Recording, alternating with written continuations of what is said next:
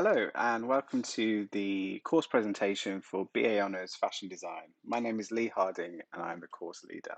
Within the presentation, we hope to give you an overview of the programme and some of the work and content that our students have achieved.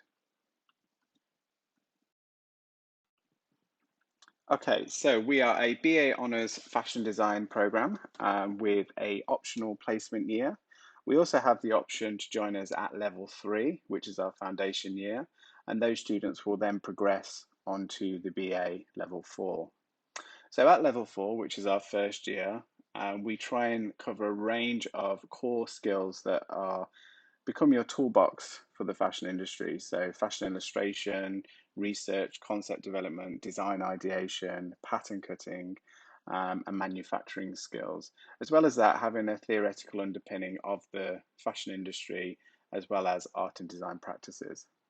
Level 5, we focus a little bit more onto career development, as this is the year that may potentially lead to your placement. This is also the year in which we introduce students to live project briefs. So the focus on level 5 is very much industry within the BA Honours. And at level 6, this is your opportunity to create your own self-led project, which often accumulates in a portfolio of work ready to go into industry. And then, as mentioned earlier, level 3 is optional, but that would be a foundation year. And then between level 5 and level 6, the placement year is a 24 weeks in a work setting, which again is optional. Some students may decide to go straight through to level 6 from level 5. So just a little bit now about our course philosophy. Our students will be confident, accountable, creative and curious, and resilient and enterprising. Those are our key attributes that our students will depart us with. Students here will have the compulsion and drive to stamp their viewpoint on the world, reflect on the past and embrace the new. Our academics, lecturers and researchers foster and nurture the students to become protagonists of their visual culture. So through the range of projects, it's really important that students reflect on who they are, where they're from, and what's their point of view going forward into the fashion industry. We are a collective of creative and dynamic academics from a range of different backgrounds and specialisms. We hope to challenge our students through project briefs, whether it's live projects or simulated projects. We are practice-led. We constantly reflect on the fashion industry and the changes within the industry and bring that into the course and into the project briefs. We promote creative and critical exploration. So it's really important that students have a critical underpinning of their process and the future of the fashion industry, as they will often be the ones that will bring change to current practices. And we encourage and support experimentation, and this is at every level within the programme. We encourage experimentation through process, through critical thinking on every level. Creativity is about imagining, but it's also about doing, about bringing ideas to life and seeking ways to make things better. We see it as our role to provide the practical space, resources, and community you need to be able to think, collaborate, and make. Within the fashion course, we offer a range of machinery and access to resources that will help you develop and really nurture those key skills required for industry. Fashion is a global industry, so it's really important that our students are exposed to a variety of study trips that will help them have insight into cultural centres. Recent trips have included Amsterdam, Paris, and we believe in exposing students to real life. We are industry facing, working with a variety of companies and hosting leading figures from the creative industry. Recent projects have included Vivienne Westwood Mann, Adidas, Ted Baker, and Amanda Wakely.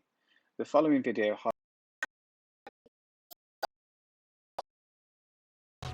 Using the 3D scanner is just such a different perspective as a designer.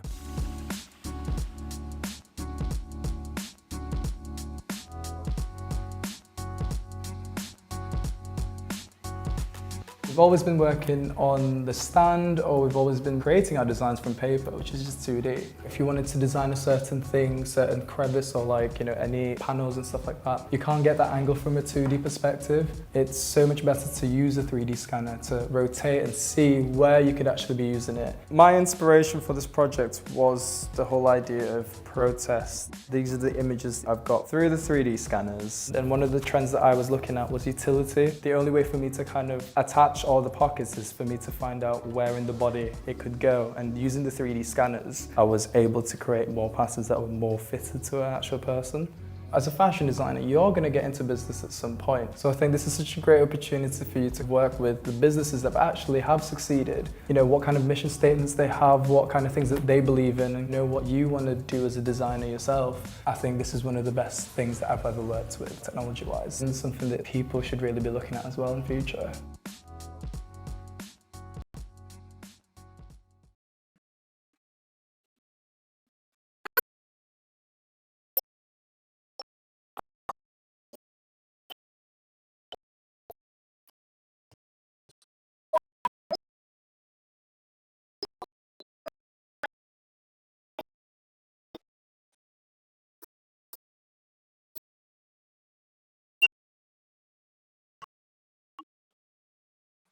Hi, my name is Rosie.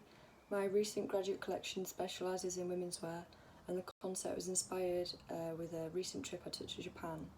I thought it was a beautiful place, I've got some amazing memories and I'd go back in a heartbeat. But when I was there, I saw quite a sinister side, and that was an enormous appreciation for schoolgirls. And by this I mean the JK culture. For example, in Tokyo I saw a street where actual children in school uniforms would be trying to sell adult men, their time. This could be a walk, to talk about their day, or some men even pay to sleep on the laps of these girls. This is all above board and legal and totally normal. That's what scared me so much. Because of this, I wanted to investigate it as part of my project. To start, I looked into the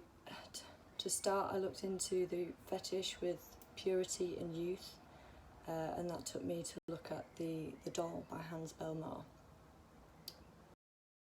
Hi, I'm Charlotte Tate and I'm a final year student at Sheffield Hallam University. What's your collection based on? So my collection had an initial focus on dementia.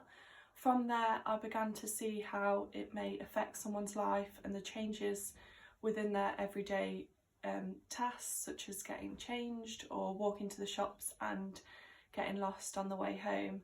I wanted to see it as a light-hearted, comical collective and see it as from a lighter perspective, rather than seeing it as every day is a struggle for them.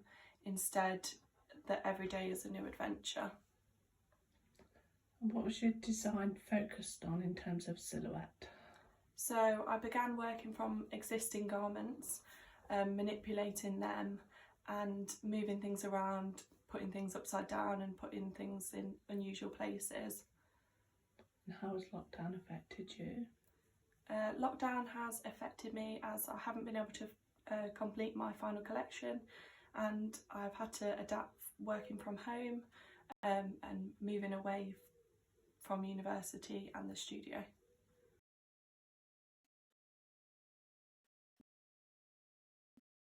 Hi, my name is Jess Anderson and my collection is called Lesson 1 Buy the Ticket, Take the Ride. The main idea for my collection was based on anti-heroes within film and media. The films I referenced was Free and Loathing and Trainspotting. The main character in Trainspotting had a really hard time fitting into society moulds and did really drastic stuff to keep himself alive. I feel like this narrative is quite now, as there's a lot of people still finding it hard to fit into society, and they became their own anti-hero, hero, to break through and be themselves. To show this within my collection, I wanted very structured silhouettes like boxer, to show society is trying to put us in a box, and then I wanted the contrast of bright colours, floral print, which I got from Hunter S. Thompson. and show like it's our personality. Hi, my name's Vic and I study at Sheffield Hallam University and I'm in my final year. My collection focuses on the Northern British woman and their attitudes towards housewifery. Growing Up Northern is a collection which is inspired by women from Northern England, in particular my nan, who was born and raised in Hexham, Northumberland, before later moving down into Staffordshire to support my family in the mining industry. The project looks into the role of the woman within the household and how the role has changed between generations. The collection focuses on the female generations that want to break the stereotype and become something other than a housewife. The muse for the collection is a 1960s young woman who is coming up to taking the role of being a housewife herself. However, she wants to break away from the normality of women during that era.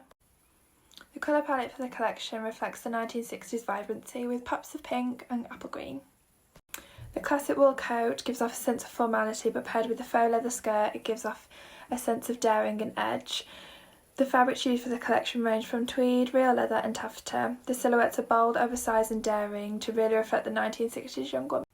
I'd say I'm quite a hands-on creative person. I enjoy pattern cutting quite a lot, so I think the coronavirus lockdown has been quite beneficial, and I've also realised how adaptable I can be.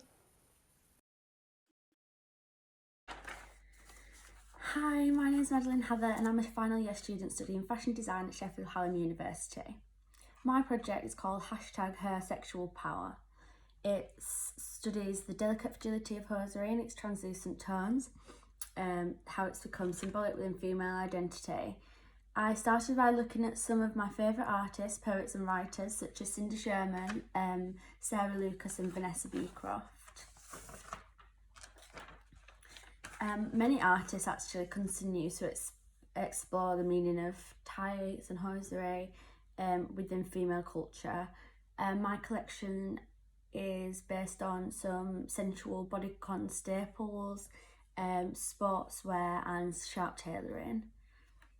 I actually met with Pretty Polly at a hosiery brand, and I went to the HQ and they took me in this room and it was just boxes and boxes and boxes full of surplus tights and little sports bras and knickers, and this was all going to go to waste. Either it wasn't going to be sold, it was either going to go to waste or be given to staff.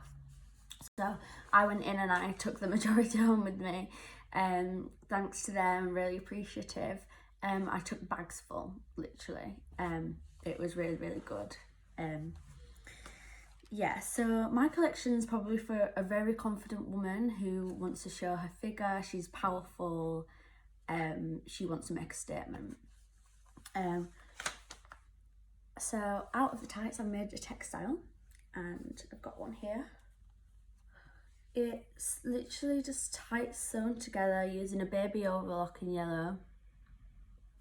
We've got some lace in there and some different skin tones, and even like some bits from a bra. I thought that was really nice. It's quite raw.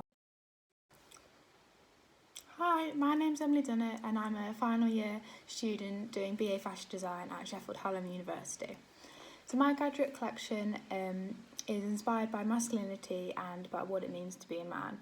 So originally I drew inspiration for my project from my dad and my brothers, and I wanted to sort of further investigate the father-son dynamic and where men find comfort within the community.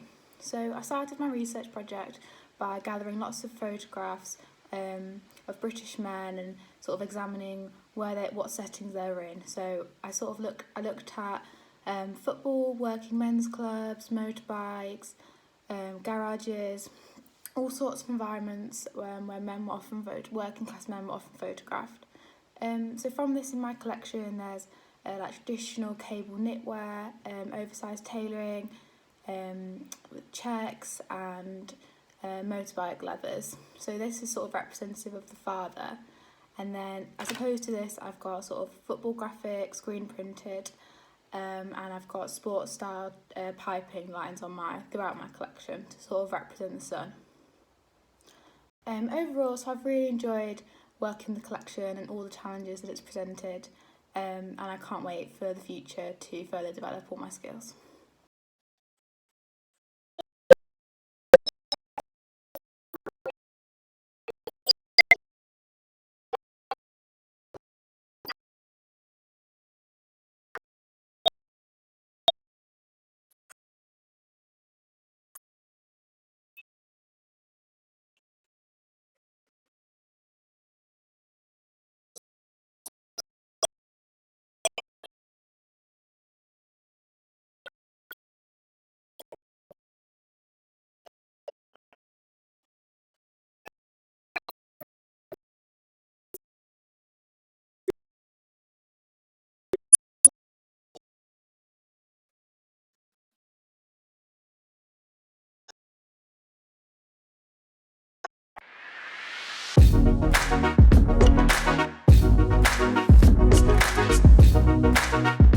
I'm really happy to have won it. It's an amazing opportunity.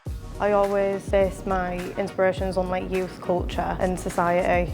Be yourself. Anyone will tell you that on my course. The tutors will always like drive you to be your best, but do something that means something to you. I wouldn't pick anything that's not relevant to yourself because your heart won't be in it.